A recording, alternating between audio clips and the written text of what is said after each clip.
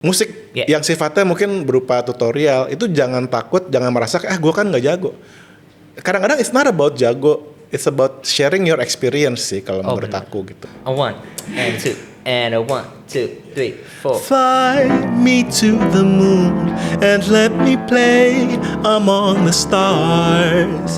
Let me see what spring is like on Jupiter and Mars. In other words, hold my hand. In other words, darling, kiss me.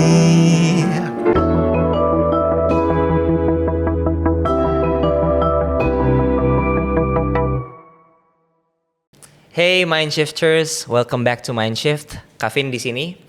Hari ini gue kedatangan tamu yang sangat spesial. Suaranya bukan cuma didengar, tapi juga membentuk suara dari banyak penyanyi besar di Indonesia.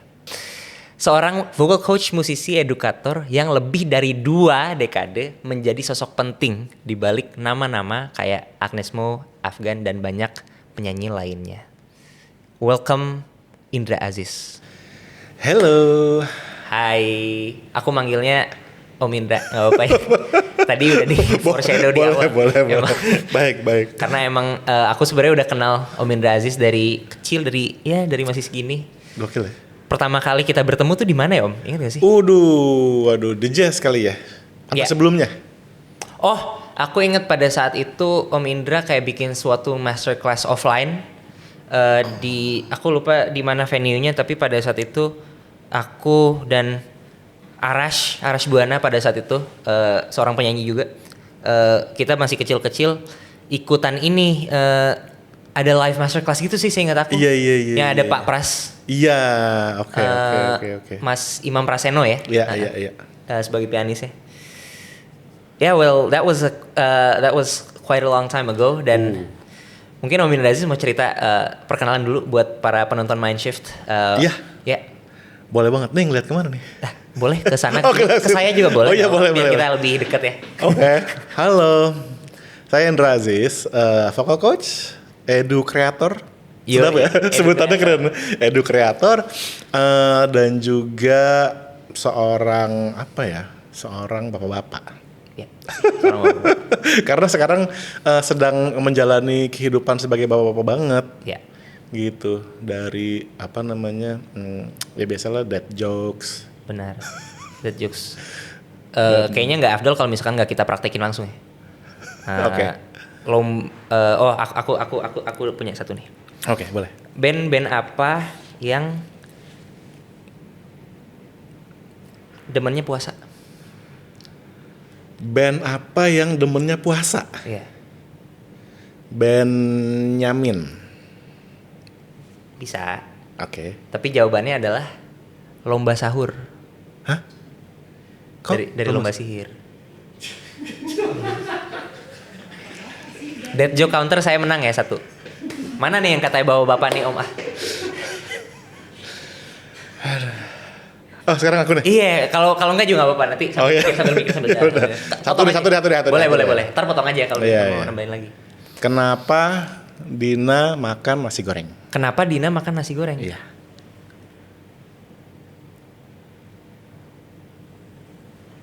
Kenapa Dina makan nasi goreng?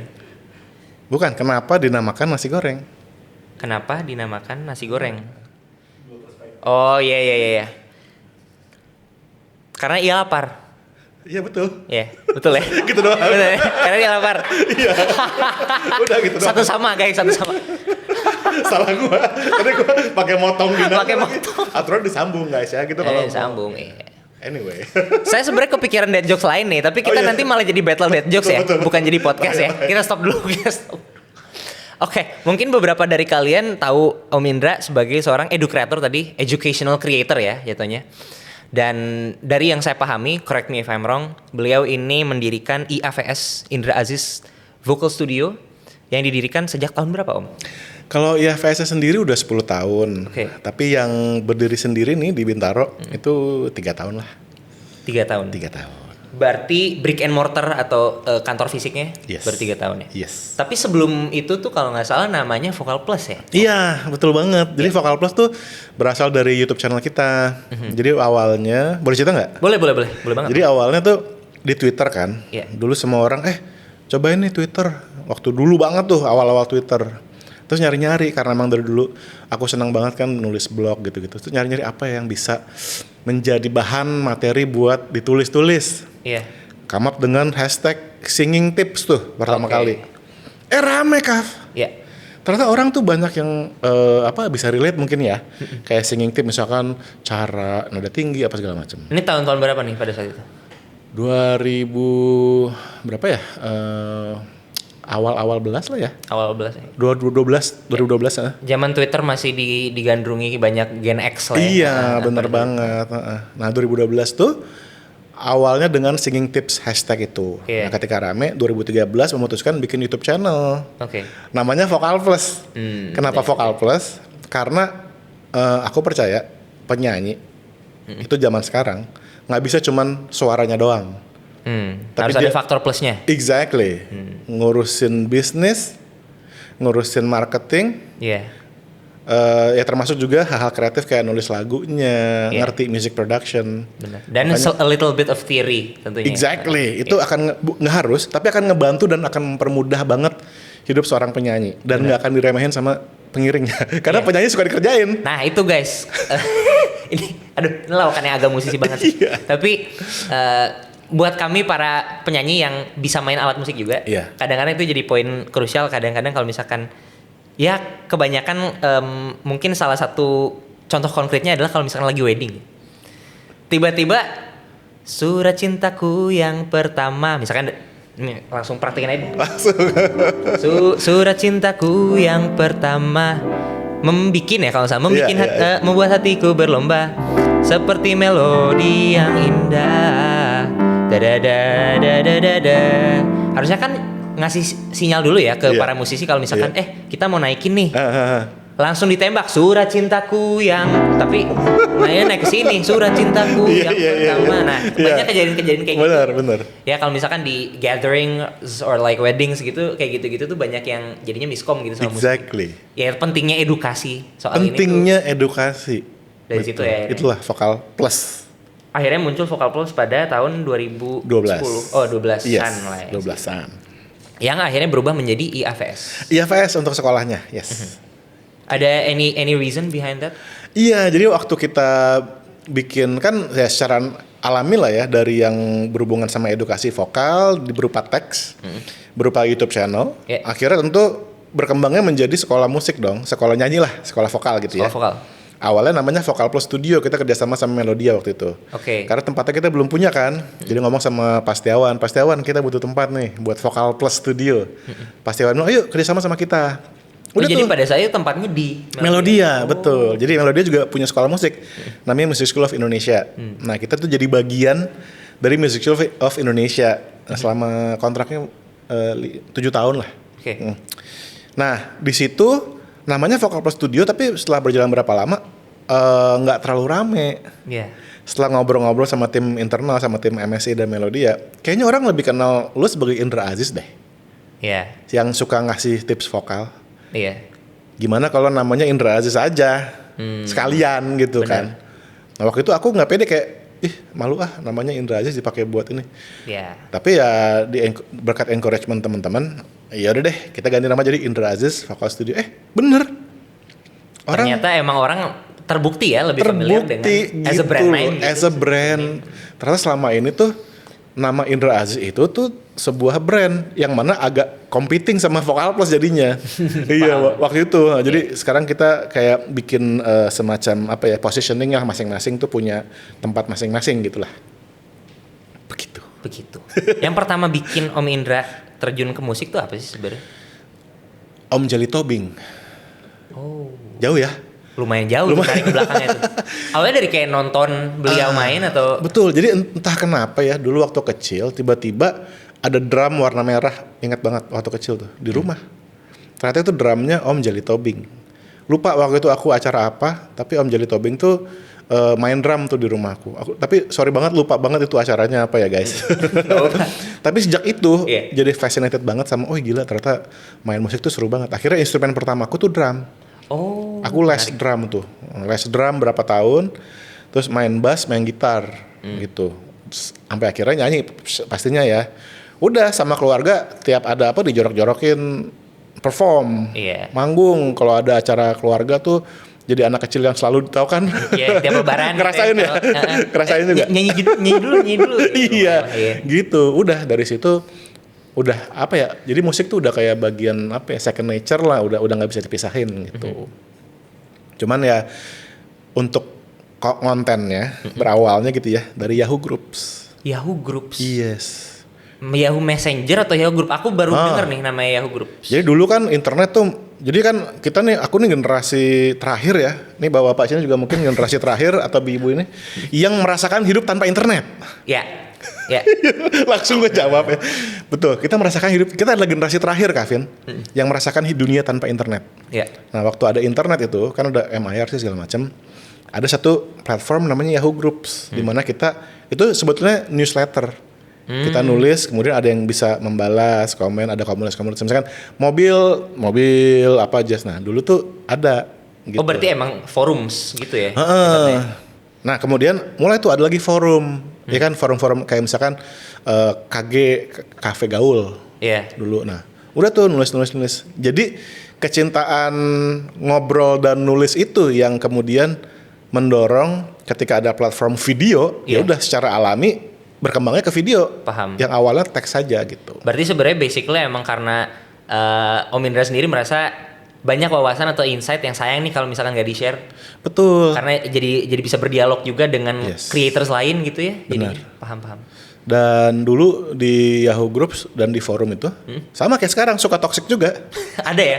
Ternyata sifat toxic itu bukan cuman problema zaman sekarang ya? Bukan. Udah ada ya? Bahkan ketika kita nulis tentang tips vokal yang sifatnya pengalaman pribadi gitu ya, ada yang protes. Kayak gimana tuh? Ya misalnya, harusnya nggak seperti itu. Harusnya nyanyi tuh begini gitu misalnya. Tapi itu coming zaman-zaman forum zaman dulu tuh menurut Om itu coming from a malicious place dan maksudnya niat mereka tuh intensinya baik atau emang pengen mengkoreksi atau kayak emang pengen sotoy-sotoyan aja nih? Atau campur aduk? Aku berusaha untuk tidak berprasangka buruk ya. Tapi seringkali yang terjadi kalau kita di platform yang berupa teks ya, seperti kita bisa rasakan di X, mungkin warga-warga X atau sekarang gitu sekarang X ya, dulu mah Twitter. Aku masih refuse mengatakan itu X sih. Masih ya? Twitter tuh enak di Iya. Lanjut. Nah, entah kenapa mungkin karena teks ya, Kak. Tidak ada ekspresi wajah, tidak ada intonasi suara. Oh, jadi orang tuh sulit mengambil body language dan gestur kita gitu. Interpretasi salah. Betul. Jadi sebagai konten kreator teks tuh kita berdebat tuh udah biasa banget. Paham. Gitu. Iya lagi. Iya lagi. Aduh, pusing lagi ngeliatin. Bener-bener. Gitu. Tapi ya seru sih, maksudnya makanya sekarang juga encourage teman-teman gitu ya. Kalau kalian punya keinginan untuk sharing tentang musik yang sifatnya mungkin berupa tutorial, itu jangan takut, jangan merasa gue kan nggak jago.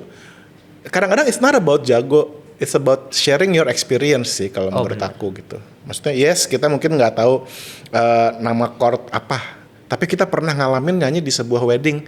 Itu aja kalau di-share pengalamannya bisa jadi sesuatu yang berharga loh buat orang. Benar. Iya, gitu. Most people know you sebagai seorang vocal coach di ajang pencarian bakat ya, kebanyakan pada saat zaman TV masih menjadi forefront media Indonesia. Yes. Pada saat itu kita pernah bersinggungan, ini ya dulu pas diet rata-rata dan lain-lain. Iya, dan ya Lyodra juga sebenarnya sempat dilatih kan sama coach. Ini sebenarnya segue atau transisi ini aku pengen agak nyambungin ke poin kita sebelumnya nih. Kan dengan Om Indra Aziz yang memiliki reputasi gitu sebagai coach yang melatih banyak sekali musisi dan banyak sekali penyanyi gitu dengan tenure Om gitu. Tapi hadirnya sosial media seperti TikTok gitu dan ya mungkin memang platformnya baru gitu ya, seperti TikTok gitu dan YouTube, tapi sebenarnya mentalitas toksisitasnya mah tetap ada kan, kayak dari zaman dulu juga gitu, semenjak adanya internet gitu. Nah, respons Om tuh sebenarnya secara internal seperti apa gitu, menanggulangi atau menghadapinya ketika ada gitu ya orang yang disuguhkan video Om gitu lewat TikTok yang orang baru gitu, karena kan algoritma TikTok kan nyebar-nyebarinnya kemana-mana aja, belum tahu gitu tenurnya Om Indra Aziz yang udah berapa dekade gitu memiliki experience di dalam bidang musik gitu. Dia ngira Om tuh so tahu gitu, sotoy. Kenapa sih banyak banget teori yang mesti gini, teknis banget sih, gini. Emang Om Indra Aziz itu siapa gitu? Mungkin dia nggak paham bahwa Om Indra Aziz yang membentuk penyanyi-penyanyi yang dia dengarkan gitu. Respons internal Om seperti apa nih? Sakit. Saya manusia ya. Iya. Tapi sejujur-jujurnya setelah banyak, karena gini, Kaf, banyak banget loh. Misalkan aku kasih video tentang tips, yang aku percaya banget ini tipsnya bakal bermanfaat buat banyak orang. Percaya banget. Komennya tuh bisa jahat banget, entah ngomentarin fisik, ngomentarin kita tua. Iya. Tua dan dianggapnya sotoy gitu ya. Iya, aduh ini udah gak relevan lagi nih. Iya, udah gak relevan lagi bapak-bapak gitu kan. Dan mereka tuh apa ya, tidak melihat isi kontennya tapi menyerang kita secara pribadinya. Yang mana nggak nyambung banget, tapi kan itu kayak ganggu banget ya di konten kita ada komen yang kayak gitu. Iya. Dan jadinya maksudnya ruang untuk diskusinya jadi minim gitu. Itulah. Sebel kan. Nah, tapi semakin kesini tentu semakin belajar, terutama kalau kita sering banget gitu ngelihat siapa sih nih, penasaran lihat orangnya. Kita nggak jadi marah, nggak jadi marah karena kita merasa malah kasihan gitu. Jadi ya selalu. Jadi aku percaya akhirnya bahwa kadang-kadang komen negatif itu berasalnya dari justru apa ya, kita mesti membalas dengan kasih sayang lah gitu. Artinya justru kita baikin karena mereka tuh mungkin di posisi yang kurang beruntung justru. Makanya mereka bitter sama kita. Projecting kalau pakai bahasa sekarang mah ya. Iya benar. Jadi aku selalu belajar untuk men-shift pola pikirku bahwa orang ini sedang berada di tempat yang kurang beruntung, makanya ya aku mesti balas dengan kasih sayang justru. Tuh guys, pola pikir tuh ada di shift, mind shift. Masuk. Luar biasa. Gimana masuk ya? Iya, masuk. Biar kayak di TV. Om, ada. Iya. Ada backsound. Om. Iya. Aku mau nanya satu hal yang menurutku menarik lagi nih. Kata Baskara semua orang bisa nyanyi. Nah, itu dia. Menurut Om, sebagai seorang vocal educator, itu hipotesis atau konjektur yang tepat nggak? Iya. Kebetulan aku pernah nanya langsung sama orangnya. Nah, gimana kata Mas Baskara? Iya. Nah, Baskara bilang kalau menurut ininya dia, pemikirannya dia, dalam hal bisa nyanyi adalah kalau lo punya kegelisahan, kalau lo punya sesuatu yang ingin lo sampaikan kepada dunia di luar sana, ya lo keluarin, dan buat dia itu bisa nyanyi itu kayak punya suara. Oke. Gitu. Regardless mungkin suara lo nggak tinggi. Suara lo nggak bisa riffs and runs, nggak bisa kayak Lyodra gitu, nggak bisa kayak Lyodra, tapi if you have something to say, mau ngomong kegelisahan nih, aduh, misalkan aku atau mau sharing kisah masa muda, nggak relate ya, kisah masih muda soalnya, tapi kalau aku relate banget, nostalgia, misalkan aku pengen sharing tentang masa mudaku, atau aku pengen sharing tentang kegelisahanku tentang sebuah kondisi politik misalnya, ya disampaikan lewat nyanyi gitu. Nah sebenarnya gini, banyak penyanyi yang berangkatnya tuh justru dari suara yang mau disuarakan, dan mereka menjadi penyanyi hebat karena itu. Karena punya pesan. Ya kayak Baskara mungkin ya. Exactly kayak Baskara. Mungkin kalau misalnya kita tarik lebih jauh lagi, Mas Holil dari Efek Rumah Kaca, Iwan Fals. Ya mungkin mereka memiliki opini-opini yang ingin mereka utarakan tadi ya. Betul. Dan mungkin akhirnya mencari suara itu jatuhnya jadi bukan cuman secara fisik, tapi secara metaphorical juga ya. Mencari suara, cari suara lo men kalau kata Baskara. Cari suara lo men, betul banget. Finding your voice dan position in the world, jangan-jangan. Iya. Dan aku percaya yang tadi kita sebutin tuh, kayak Holil, Iwan Fals, kita dengar mereka tuh bisa langsung gitu. Karena mereka bener-bener niatin atau maksudin banget apa yang keluar dari mulut mereka. Iya. Nggak sekedar mengeluarkan suara bagus atau improvisasi yang kompleks. Tapi mereka benar-benar niatin banget, ini gue mau ngomong gini. Makanya kerasa banget. Itu kalau denger Holil, satu nada doang tuh udah gitu. Iya benar. Padahal ya menyayat. Padahal secara teknik mah apa gitu. bukan gitu ya Holil ya. Bukan itu Mas. Bukan gitu ya Mas Holil ya.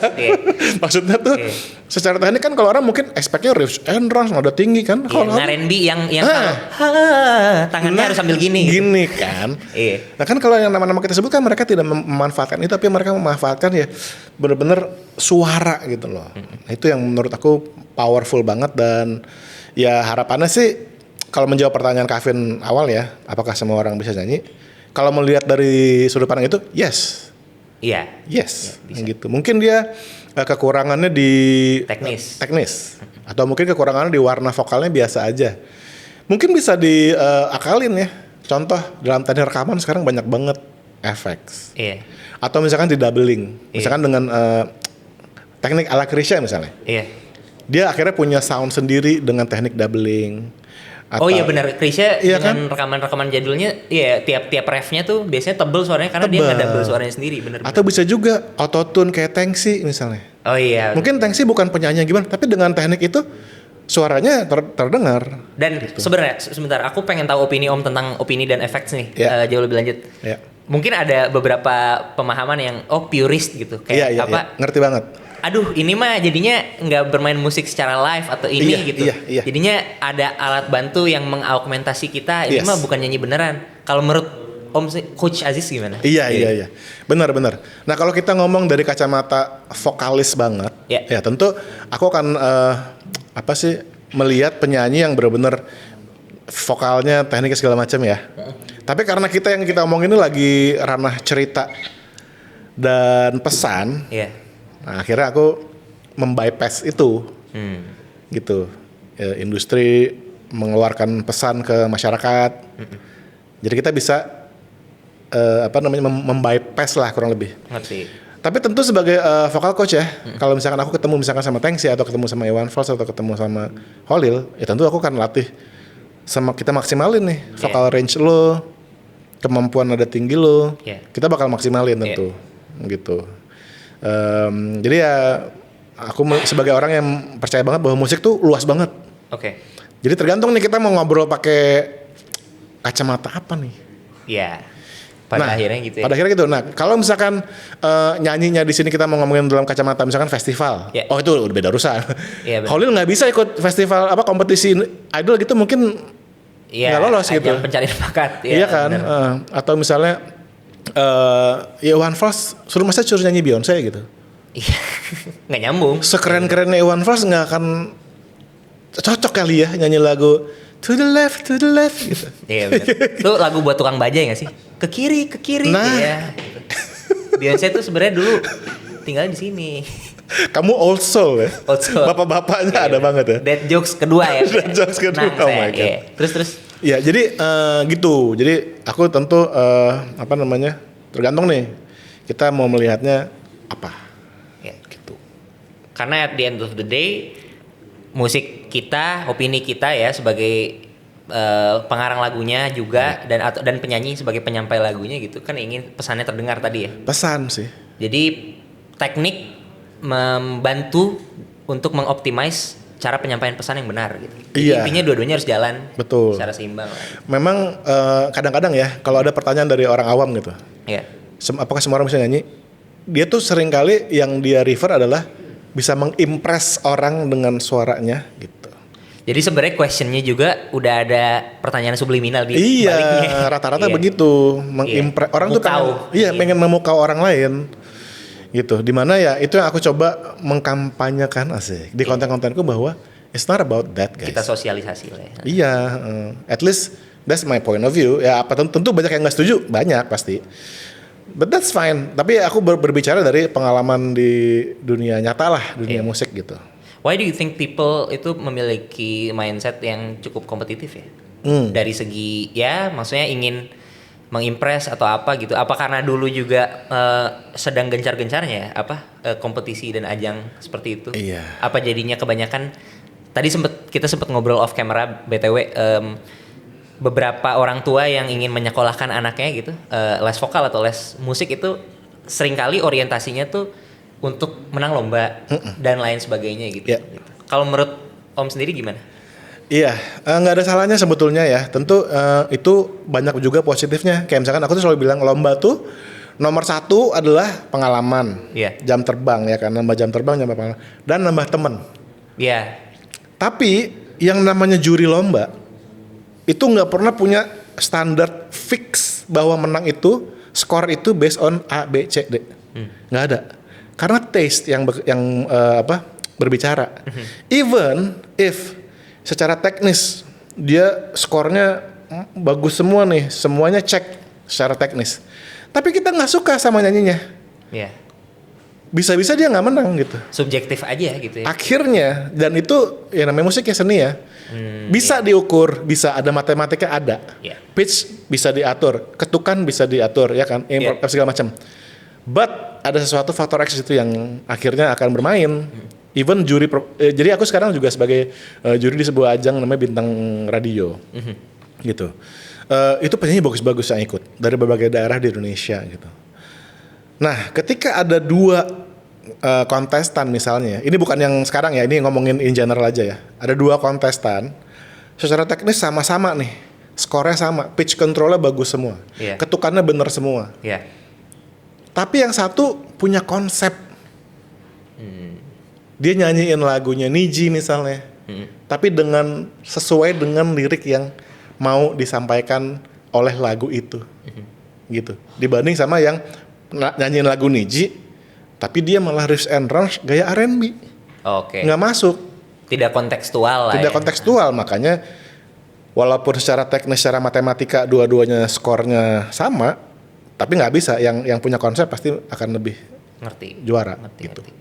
Nah, makanya aku bilang ke orang tua juga, yes ikut lomba, tapi nggak usah targetin menang, karena menang di lomba juga bonus itu. Bonus buat aku.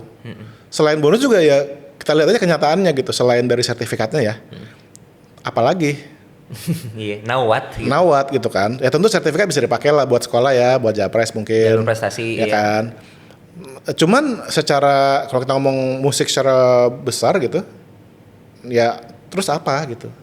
Even lomba terbesar pun, ya udah. Kalau anaknya selesai di situ ya selesai. Iya. Gitu. Lomba yang di televisi pun. Televisi gitu pun juara satu pun kalau emang orangnya tidak berniat untuk menyuarakan suara dia, untuk bikin sesuatu, ya selesai. Iya. Gitu. Sebenarnya balik lagi jadi ke motivasinya ya. Itu, aku tuh selalu sebagai vocal coach, aku tuh pengen memantik motivasi, Kaf. Mungkin kita di kelas gitu ya, setengahnya nonton YouTube sama-sama. Tapi nonton YouTube itu gunanya buat memantik motivasi. Biar dia seminggu ini tiap hari latihan dia. Gitu. Tanpa harus kita berlatihan belum gitu. Iya. Gitu. Ada nggak sih hal lain yang pengen coach utarakan gitu terkait ini poin yang menarik nih sebenarnya. Khasiat lain gitu ya, dari belajar bernyanyi. Tadi kan sebenarnya kalau memang kita lihat dari segi poin sebelumnya adalah ya kita bisa berteman tadi kan, lewat mengikuti lomba dan komunitas, dan di dalam sekolah musik pun tentu akan sang anak gitu akan terekspos dengan sebuah jejaring baru gitu yang sifatnya tuh ini kita langsung bekerja sama dengan praktisi dan lain-lain gitu. Ada nggak sih menurut coach gitu bagaimana kesenian ini bisa diaplikasikan ke dalam cabang-cabang atau aspek-aspek kehidupan kita yang lain, keseharian kita yang lain? Itu pertanyaan yang oke banget sih. Karena that's exactly apa yang aku lakukan di sekolahku, IFS. Aku menyuarakan ke semua coach, ke semua orang tua juga, bahwa anak kalian latihan di kita, itu harapannya skill yang kita latih bisa dipakai di segala macam bidang apapun ya. Entah si anak ini tiba-tiba ntar tertariknya jadi bisnis, tertariknya jadi komunikasi, jadi kerja di kantor, atau kerjanya jadi content creator, skill nyanyinya nggak akan terbuang sia-sia. Even sekolahku pun sering ngelatih, misalkan dari perusahaan mana nih ngadain lomba internal antara karyawannya. Itu yang even nggak harus yang menang ya. Finalis itu pasti lebih dikenal di kantor. Mereka sama punya hubungan lebih baik lah sama orang-orang di kantor gitu. Dan pada akhirnya karirnya akan lebih mulus lah gitu. Di kampus pun juga gitu. Termasuk juga aku juga sering jadi juri di bank ya. Itu gila, bank tuh niat banget Kaf. Gitu ya? Orang tuh bisa pindah kantor, jadi misalkan dari bank cabang mana nih, dipindahin ke cabang tertentu demi ikut lomba vokal grup. Serius? Segitunya. Bahkan ada yang jabatannya naik ya karena dia menang. Karena ya. Jadi nyanyi tuh bisa kemana-mana. Dan kalau untuk masalah, kan sekarang kita juga ngomongin banyak tentang konten ya. Iya.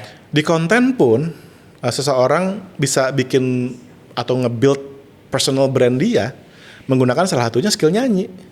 Iya. Aku tuh percaya orang yang nyanyi, terutama yang nyanyi bagus ya, sama lebih mudah untuk dipercaya, lebih mudah untuk disukai lah sama orang gitu, dibanding yang ya maksudnya kalau nggak nyanyi ya mungkin beda lagi. Tapi kalau nyanyi nih, dia punya nilai plus yang orang tuh gampang mau percaya sama dia. Bayangin nggak sih? Misalkan orang suka live jualan thrifting di TikTok gitu, sambil nyanyi. Keranjang kuningnya ya kan? Keranjang kuningnya, aku jamin langsung tuh orang langsung check out. Iya benar. Nyanyi tuh kepake pasti di bidang apapun kita. Dan kalau misalkan dari pemikiranku juga jatuhnya sebenarnya melatih exposure terhadap public speech ya. Maksudnya banget. di depan orang gitu, Iya. tampil di depan orang itu akan mengasah confidence. Banget. Dan mungkin bisa jadi semacam form of terapi kali ya. Setuju. Buat orang-orang yang memang memiliki gangguan cemas atau anxiety dan lain-lain. Aduh, gitu. benar banget itu. Musik kan bisa jadi semacam bentuk dari terapi juga. Betul. Aku selain itu ya, ada juga beberapa yang memang les vokal. Di sekolahku sekarang paling tua umurnya 73. 73 tahun? Iya. Masih les vokal. Masih memiliki grit dan dedikasinya. Betul. Keren sih. Dia itu motivasinya buat latihan nafas. Oh benar. Buat happy mungkin ngisi masa-masa pensiun gitu ya.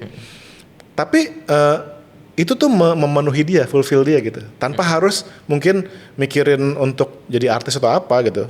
Jadi artis tuh kayak cuman satu dari sekian banyak pilihan atau tujuan dalam nyanyi sih basically. Iya, dan ya keren banget sih ngelihat kakek-kakek 73 tahun itu. Dan mungkin itu hal yang sering kali kita lupakan ya sebagai seorang manusia modern yang hidup dengan era teknologi sekarang gitu. Sekarang tiap hobi tuh harus dimonetisasi ya, memiliki kecenderungan untuk kalau kita punya kelihayan atau kepiawaian sedikit pun di bidang apapun gitu, kayak lo bisa lo dijualin ini, bikin crochet apa, bisa lo dikontenin gitu. Yeah. Mungkin kita kalau misalnya ngedengar cerita yang kakek-kakek tadi, ya mungkin sekadar hobi aja buat fulfillment kita sendiri gitu. Benar. Nah, benar. Mengisi hari-hari dan aktivitas keseharian kita gitu. Tuh gitu teman-teman. Break dulu kali ya. Boleh. Aku mau ngasih dad jokes. Tadi terlalu serius soalnya. Kok banyakan Kavin sih dad jokesnya daripada aku? Kalau bisa bales, Om, sikat. Penyanyi jadul yang jago main basket. Penyanyi jadul yang jago main basket. Biar nggak serius banget nih. Adalah blank lagi. Jawabannya adalah Hettikus Slam Dunk.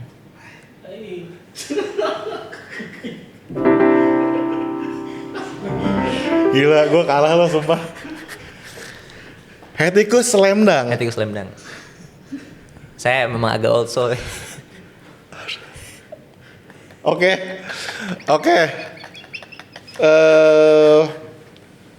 Mikir.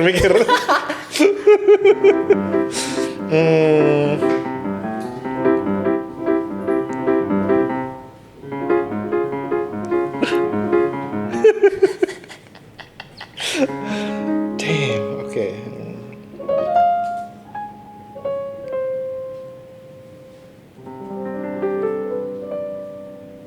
Udah nggak tahu. Nanti kalau kepikiran Nanti kalau pikiran. langsung aku bagikan. Om, aku mau nanya. Boleh. Om di Trisakti tuh dulu kuliahnya ngambil ini nggak sih? Something along the lines dengan grafis? Iya. Seni rupa Seni rupa dan desain. Ya. dan desain. Kok tiba-tiba bisa ke situ? Padahal tadi memiliki ketertarikan di dalam bidang musik dan terus kok ya maksudnya cukup Iya. multidisiplin lah gitu. Iya, Karena iya. aku juga cukup relate gitu dengan itu. Bisa relate ya? Sebagai aku yang belajar desain juga gitu. Iya. Jadi sebenarnya pas SMA tuh pengen kuliah musik. Cuman waktu itu pilihannya tuh at least di zaman itu ya minim banget gitu. Di Indonesia sendiri dikit lah pilihannya. Iya. Akhirnya karena memang suka juga sama dunia visual, memutuskan untuk ambil ya masih seni juga, Oke. tapi mungkin visual, nggak di musik. Akhirnya pilihannya jatuh ke FSRD gitu. Fakultas Seni Rupa dan Dan desain. Nah, si FSRD itu kebetulan ternyata isinya orang gila semua. iya benar. Dan banyak yang seneng ngeband. Akhirnya musiknya terasa juga tuh selama di FSRD. Dan konsep-konsep kreatif ya, itu banyak banget ketemu di FSRD. Dan termasuk sampai sekarang, terus terang aku pakai banget berbagai macam pelajaran, nggak cuma yang dari kampus, tapi dari teman-teman tongkrongan. Selama kita di FSRD, aku pakai buat misalkan bikin materi sosial media, posting, bikin skrip buat kontenku. Itu aku meyakini dapatnya tuh dari waktu kuliah gitu. Karena memang secara kolektif tongkrongannya kreatif semua lah ya. Iya. Orang kreatif. Dan aku juga selalu bilang ke teman-teman nih, karena banyak juga yang penyanyi tuh kuliahnya tuh di bidang yang beda-beda gitu. Ada yang ekonomi, ada yang banyak deh. Om Chandra Darusman ya dari ekonomi. Om Chandra ekonomi ya?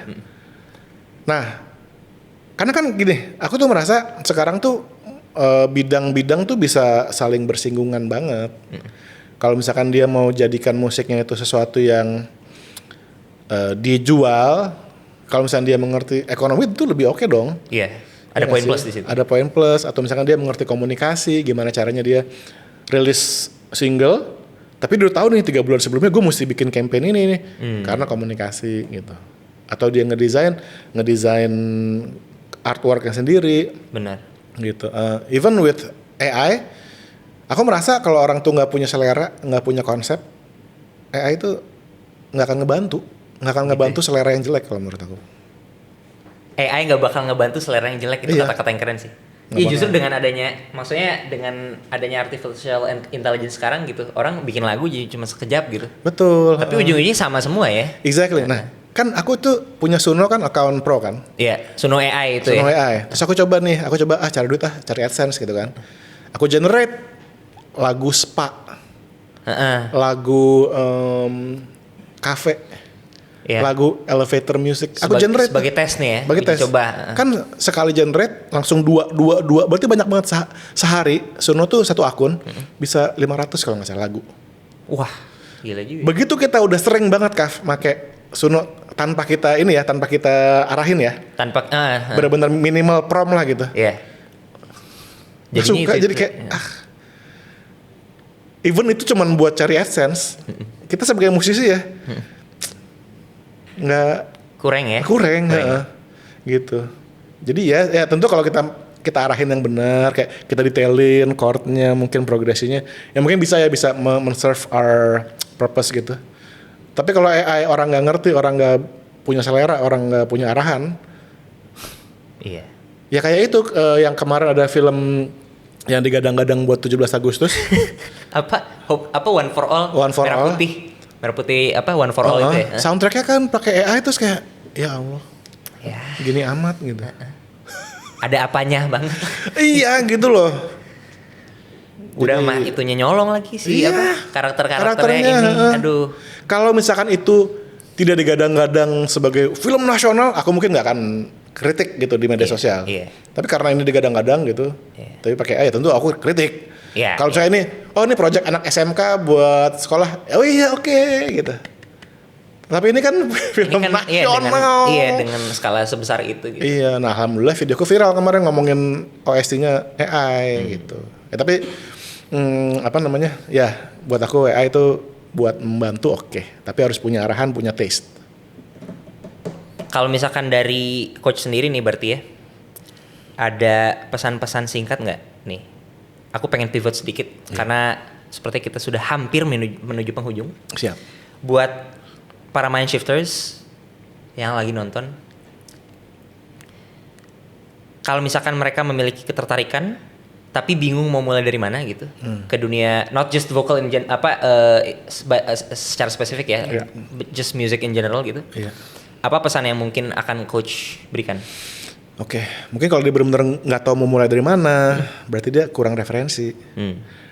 Nasihatku buat orang ini adalah konsumsi input sebanyak-banyaknya sampai kamu bisa kebayang sebuah output. Jadi yes, itu nasihatku, konsumsi sebanyak-banyaknya. Apakah musik, apakah kalau dia mau bikin konten, ya kalau dia nggak pernah konsumsi konten, mana bisa dia bikin konten? Ya. At least ada orang yang gue kalau mau bikin konten gue nggak mau lihat konten orang lain, tapi orang ini udah ngerti, dia udah ngelewatin gitu loh. Oke. Tapi kalau dia have no clue at all, ya dia nonton TikTok dulu dong, sampai banyak, baru dia kebayang gue bikin ini ATM lah ya, amati tiru modifikasi. Betul bang, ATM ya, amati tiru modifikasi, luar biasa. Atau dia mau bikin musik, mau bikin jazz gitu, nggak pernah denger jazz gimana? Kayak gini doang dibilang jazz gitu. Gini doang, aduh gila nih berat banget gitu. Udah ada mayor 7-nya. Iya kan? Iya. Jadi nasihat aku adalah untuk konsumsi sebanyak-banyaknya atau input sampai kita bisa keluarin output. Itu bagus banget sih. Bagus ya? Bagus banget. Indra Aziz. Terakhir. Oh iya boleh. Coach. Ya. Kalau memutar waktu, kalau masuk mesin waktu, apa nasihat yang bisa coach berikan ke diri coach sendiri pada saat coach mungkin usianya masih 20 tahun? Jangan terlalu perfeksionis. Itu saya kena sih. Saya kena. Soalnya yang terjadi sama aku tuh, jadi aku sekarang merasa andai saja dulu aku cuek gitu ngeluarin karyaku atau laguku lah gitu ya waktu dulu tanpa harus belum, I'm not good enough, laguku masih jelek atau takut nggak rame. Andaikan itu sudah dimulai dari dulu, mungkin laguku udah banyak banget gitu sekarang gitu. Jadi itu yang aku nasihatin juga ke murid-muridku yang masih muda-muda, please just do it man. Lagu pertama kita nggak akan bisa aja lagunya rame dan bagus bisa, tapi the first itu always sucks sih. Dan kita mesti lewatin. Jadi yes, kalau kita masih muda, jangan pernah takut dan terlalu perfeksionis. Just do it. Yes. Mari kita duet. Oke. Main lagu apa nih kita coach? Main lagu yang banyak sih yang pilihannya. Kita mau apa nih? Mau ini mungkin Jakarta City Blues mungkin. Wah. Karena tadi mention jazz, kita berdua sebenarnya rootsnya lumayan jazz dikit lah ya. Bukan dikit sih, lumayan.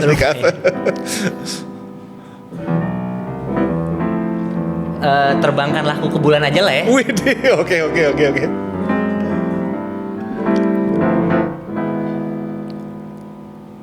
A 1 and 2 and a 1, 2, 3, 4. Fly me to the moon and let me play among the stars. Let me see what spring is like on Jupiter and Mars. In other words, hold my hand. In other words, darling, kiss me. Fill my heart with song and let me sing forevermore. Da da da da da ba ba ba da. Apa sih? Ba da ba. The door. I guess so. Yeah. In other words, please be true. In other words, turn around. I love you. In other words, I love you.